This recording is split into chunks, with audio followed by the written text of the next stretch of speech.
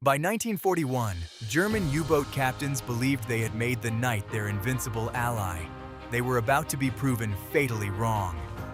For a German submarine commander in the Bay of Biscay, dusk was a signal for relief. After 18 months of war, the routine was ingrained.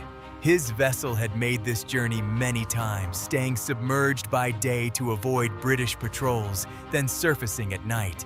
The darkness was a cloak, allowing the crew to recharge the sub's batteries, operate the diesel engines, and bring fresh, clean air into the cramped confines below.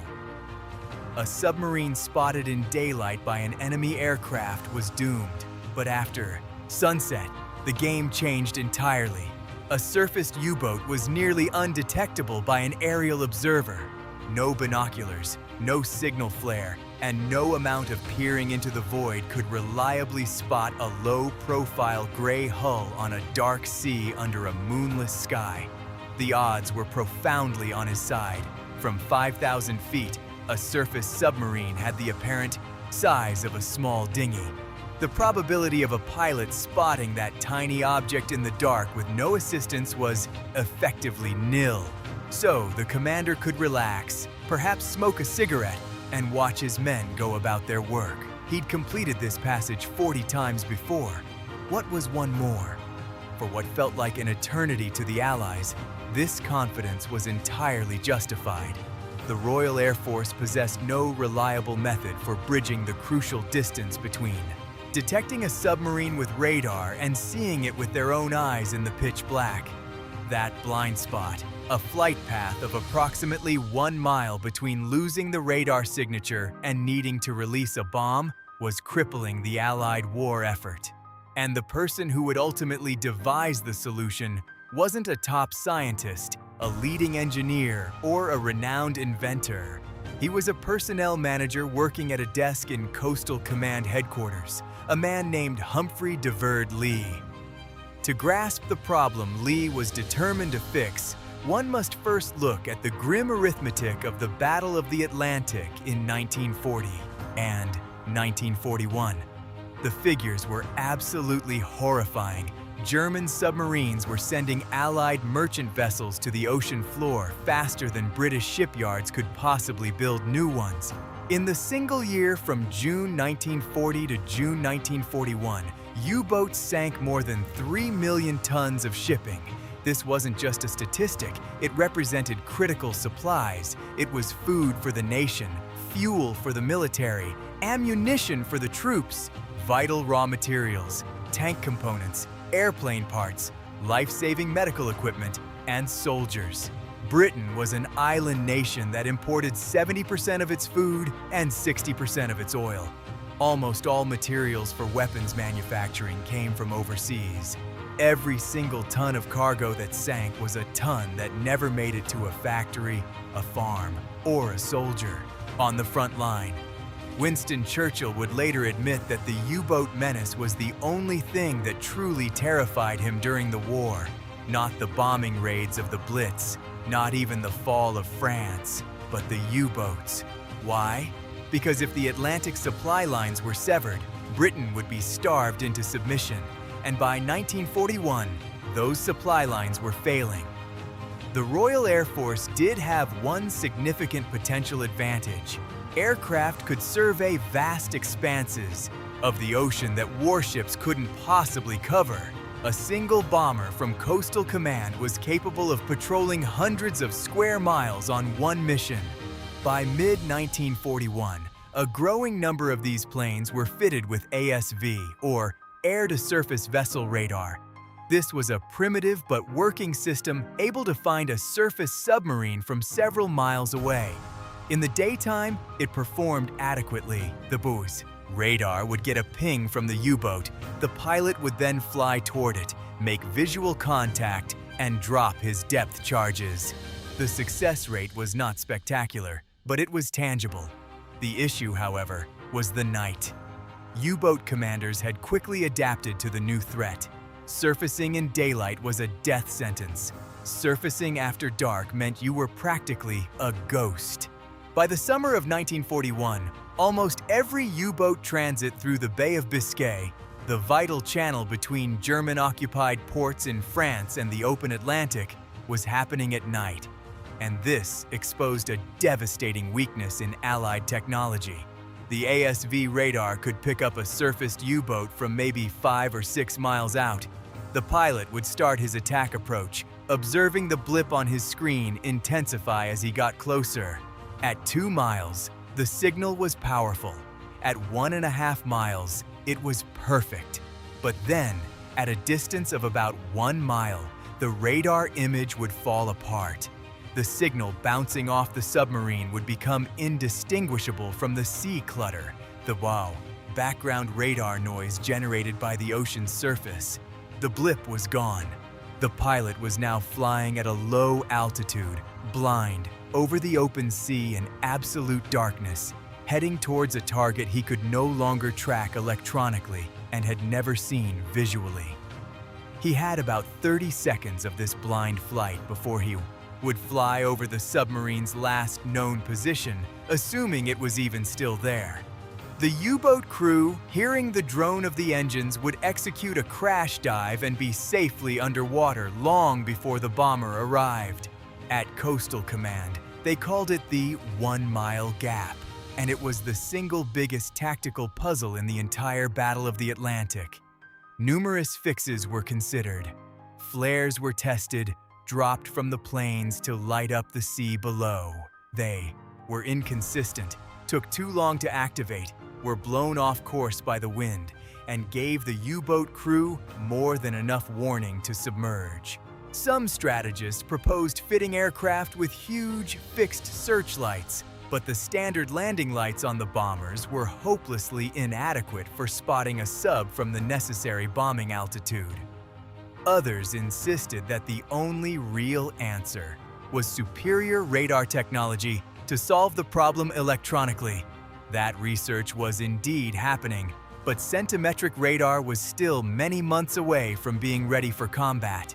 In the interim, U-boats sailed through the Bay of Biscay at night with almost complete freedom, and the tonnage of sunken Allied ships just kept climbing. This is the point where Humphrey de Verd Leigh enters the picture, and the most remarkable thing to understand about him is that he had no official role in solving tactical problems.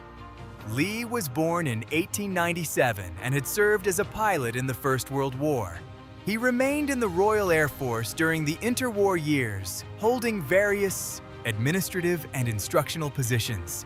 By 1941, he was a squadron leader in the personnel department at Coastal Command Headquarters. He wasn't a radar expert. He was not an optics engineer. He wasn't even part of the operational planning division. He described himself as a desk-bound officer, managing staff assignments and paperwork. But Leigh was also an astute observer. He sat in on briefings and carefully read the after-action reports. And he realized with the kind of clarity that can sometimes come from an outsider's perspective that the 1 mile gap wasn't fundamentally a radar issue. It was a lighting issue.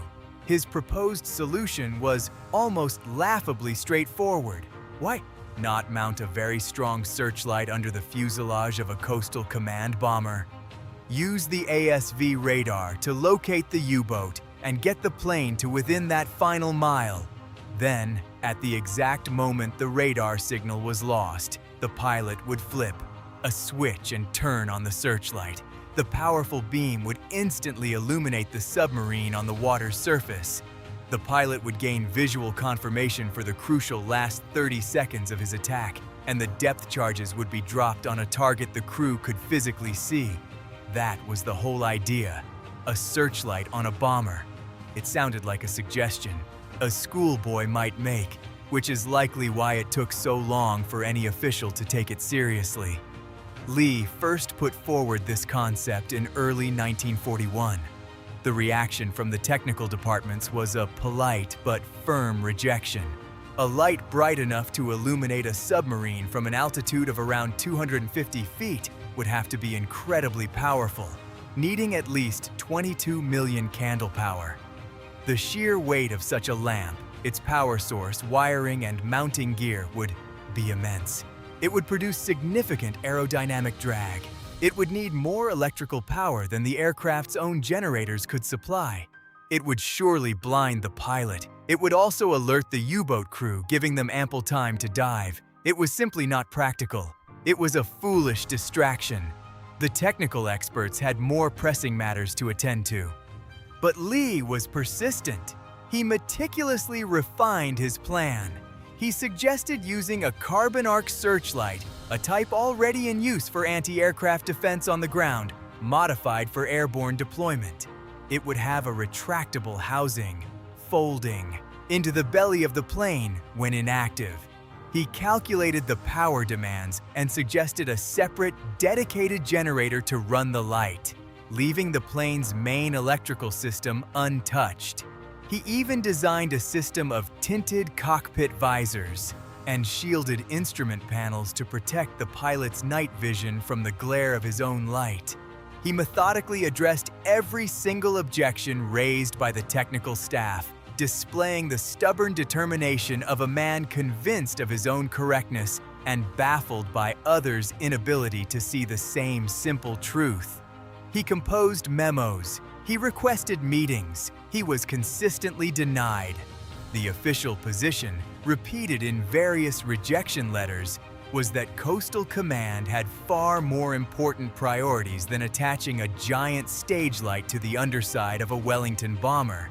And this is where the story needed a hero. De Weyck himself was too low-ranking to force the issue.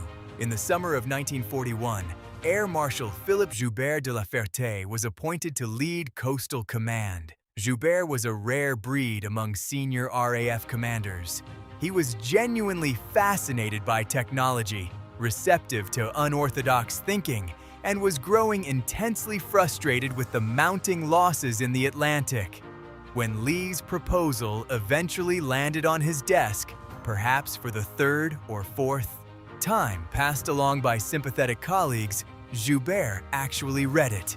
And unlike everyone before him, he agreed to it. It wasn't an enthusiastic endorsement, but a cautious one. He approved a single trial, one plane, one searchlight. Prove it could work, or abandon the idea for good. The engineering task of actually creating this device was immense. Leigh, not being an engineer himself, required assistance. He collaborated with the technical teams at the Royal Aircraft Establishment and with engineers from the General Electric Company, which already made the carbon arc lamps for ground-based searchlights. The difficulty was not just attaching a searchlight to an airplane. It was making a searchlight function in an environment that ground units never encountered: high altitudes, sub-zero temperatures, and severe turbulence, all while the aircraft vibrated violently at 160 miles per hour. The light itself was a 24-inch carbon arc lamp. The concept is basic.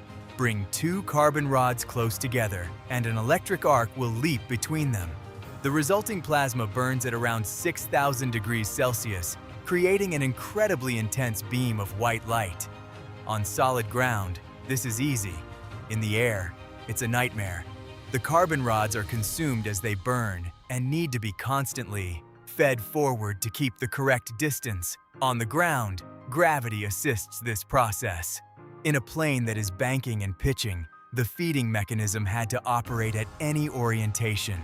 The arc is also sensitive to wind. A sudden draft could snuff it out, and trying to reignite it at altitude in the freezing cold was not something a crew wanted to be doing during an attack. Leigh's team designed a windproof housing for the lamp with a glass front and created an automatic carbon feed system that kept the rods spacing perfect, no matter how the aircraft moved. The resulting beam had a brightness of about 22 million candle power. To put that in perspective, a typical car headlight is about 30,000 candle power. Leigh's searchlight was over 700 times brighter. Standing in its beam at close quarters would cause permanent blindness in moments. When focused to a 5-degree spread, the beam could light up a circle of water a quarter-mile wide from 250 feet up, more than sufficient to spot a submarine. The lamp was fitted into a retractable turret under the fuselage of a Vickers Wellington bomber, in the same spot usually holding a belly gun. The Wellington was selected because its unique geodetic airframe, a crisscross lattice structure designed by Barnes Wallis, was exceptionally forgiving of modifications and added weight. When not being used, the light retracted neatly into the plane's underside to minimize drag. For deployment, it would swing down on a hydraulic arm and lock in place, aimed slightly forward and angled 5 degrees down to light up the water ahead. A special crew member managed the light from a panel inside the plane with a simple deployment switch and an ignition trigger. Its generator was a separate engine-driven unit in the fuselage behind the bomb bay, adding almost 300 pounds. The entire setup, lamp, turret, generator, wiring, controls, and mounting weighed close to half a ton. That was half a ton of useless weight. That was half a ton less fuel or fewer depth charges. Every pound was critical in an anti-submarine plane. One less depth charge could be the difference between a kill and a miss. The initial test flights occurred in the autumn of 1941, and their success silenced every skeptic who had labeled the concept a foolish fantasy. A target shaped like a submarine was anchored off the British coast, and Wellington flew towards it using its ASV radar in total darkness. At 1 mile out, the radar image started to degrade. The pilot requested the light. The operator flipped the switch, and there, illuminated in a blinding circle of white on the Black Sea, was the target. Clear, definite, and perfectly visible. The pilot had a full 30 seconds of flawless visual contact before dropping his practice depth charges. They landed within the kill zone. The test was run again and again from various angles. Every single time, the Searchlight bridged the very gap that radar could not.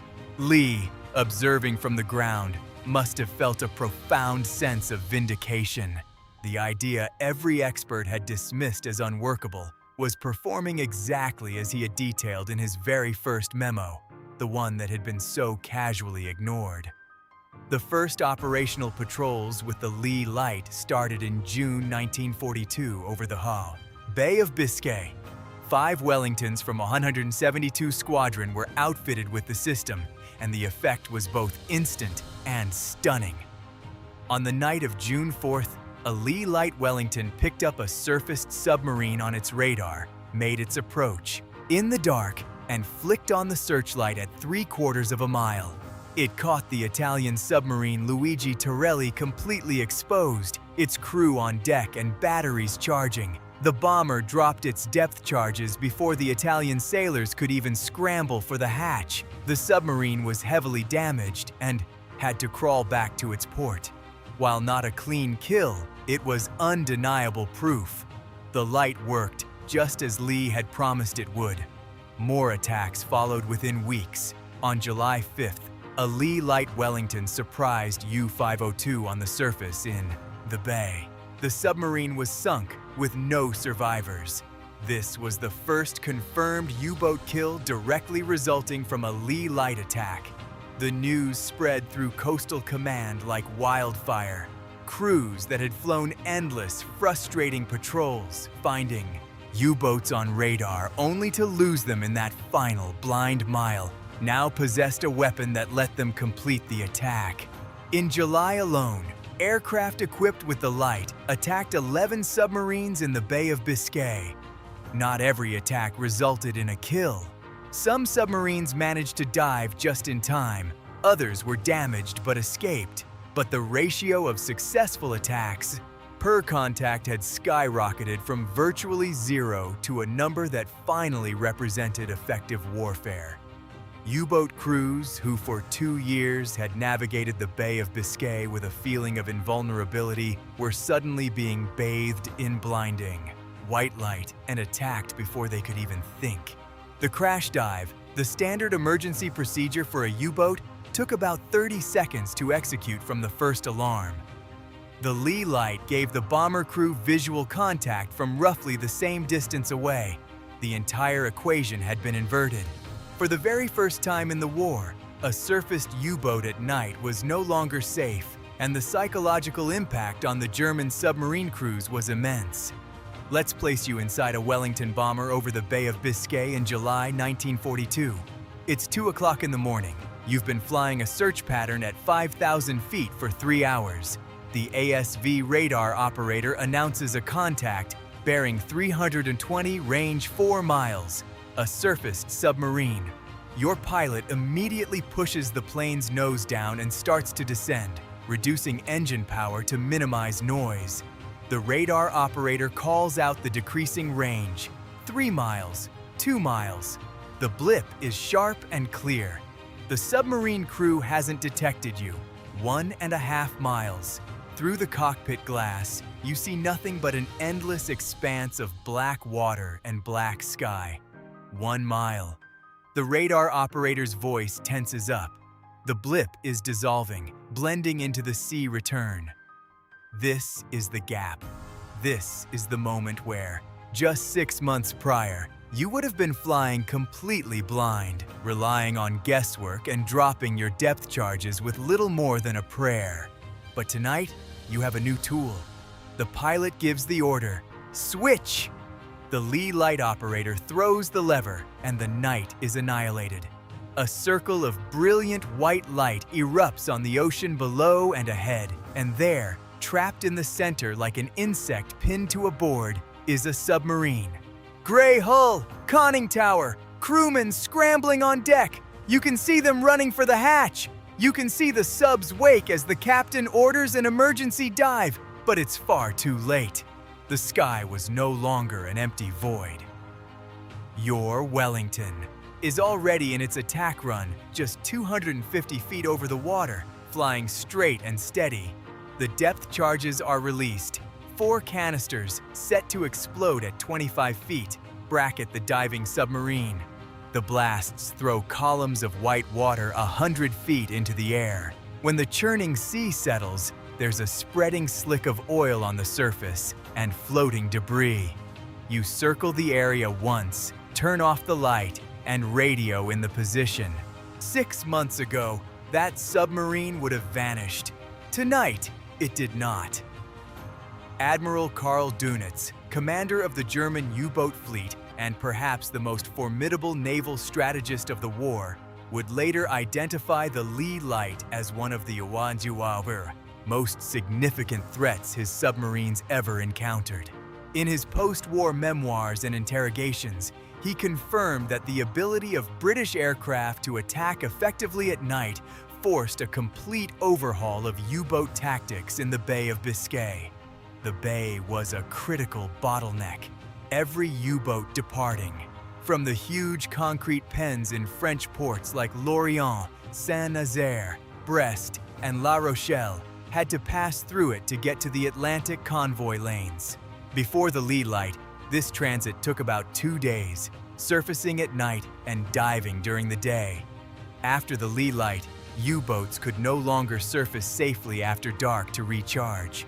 Dönitz commanded his boats to cross the bay entirely, submerged, using only their batteries. This journey could now take 4 or 5 days instead of 2. It drained the batteries that would be crucial for patrols and left the crews arriving in the Atlantic already exhausted and on edge. The submarines reached their operational zones with reduced endurance, less power, and crews whose morale was already shattered from days of claustrophobic submerged travel through waters they knew were actively being hunted. Some captains tried to risk surfacing in daylight, arguing that at least they could see the planes coming and use their anti-aircraft guns. They were decimated by conventional daytime patrols. Others attempted to add more anti-aircraft weapons and fight it out on the surface when illuminated by the light. The outcome was nearly always the same. A Wellington at 250 feet, committed to its attack, was exceptionally hard to shoot down. In the 30-second window between illumination and bomb release, the Leigh Light, working in tandem with improved ASV radar and later centimetric radar that U-boat warning receivers couldn't detect, transformed the Bay of Biscay from a safe passage into a deadly gauntlet. In the first half of 1943, the Bay, offensive, a relentless campaign of air patrols covering every inch of the crossing, sank or damaged scores of U-boats trying to break out into the Atlantic. The situation grew so dire that in May 1943, Dönitz temporarily halted all U-boat operations in the North Atlantic, a moment now known as Black May, the one and only time he conceded defeat in any theater of war. Now it is crucial to place Leigh Light's contribution in context with other technologies that were shifting the tide of the Battle of the Atlantic. Centimetric radar, the 10-centimeter wavelength system developed from the cavity magnetron, began appearing on coastal command aircraft in early 1943. It was far more accurate than the old ASV Mark II and could hold contact with a submarine all the way, down to the water, in theory closing the 1-mile gap electronically. But even centimetric radar didn't completely solve the issue on its own. A blip on a radar screen tells you where a submarine is, but it doesn't let you see it. Depth charges still needed to be aimed visually in the final seconds. Even with this advanced radar, the Leigh Light was still vital for that final moment of illumination, the instant of truth when a pilot had to see his target to place his weapons with precision. The two technologies were partners, not rivals. The radar found them, and the light killed them. Together, they were a devastating combination. On their own, neither was fully effective. The depth charge itself was also improving, with more reliable fuses, better drop patterns, and shallower settings for catching submarines in the middle of a dive.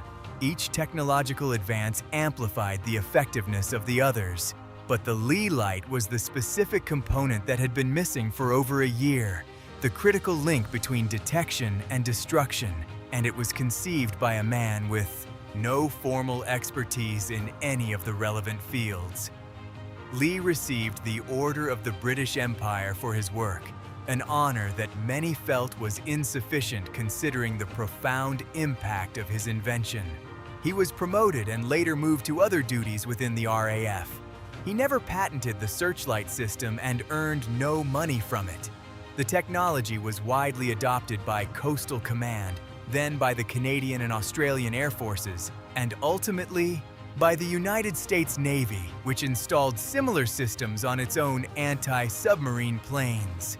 Aircraft equipped with Leigh Lights continued to serve through the war's end and into the post-war era, being used for maritime patrols and search and rescue missions. The fundamental idea of using an aircraft-mounted searchlight for nighttime. Surface targets remained in use in various forms well into the 1960s. But here is the unexpected twist in Leigh's story that many historical accounts gloss over. The Leigh Light didn't just sink U-boats, it altered the entire psychological landscape of submarine warfare. Before the Searchlight, the night sea was a refuge. A submarine captain who surfaced after sunset existed in a world of near-perfect safety, invisible and untouchable, free to refresh the air in his boat, charge his batteries, and give his crew a few precious hours of relief. The Leigh Light utterly demolished that sanctuary. It meant that every single moment on the surface, whether day or night, was a moment of extreme danger.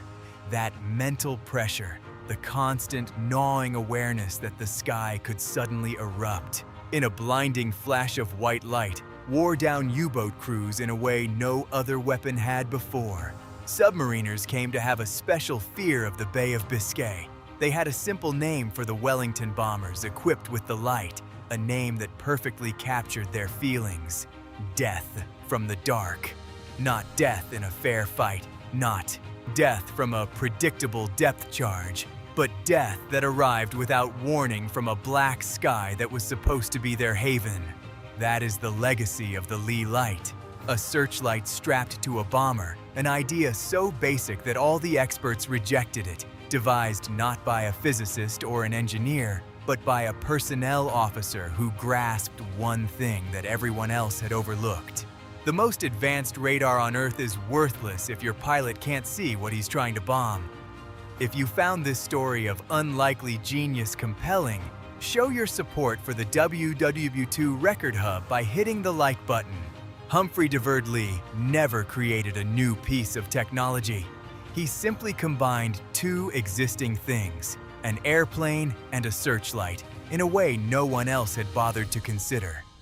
And that simple combination changed the course of the Battle of the Atlantic. They said his idea was impractical.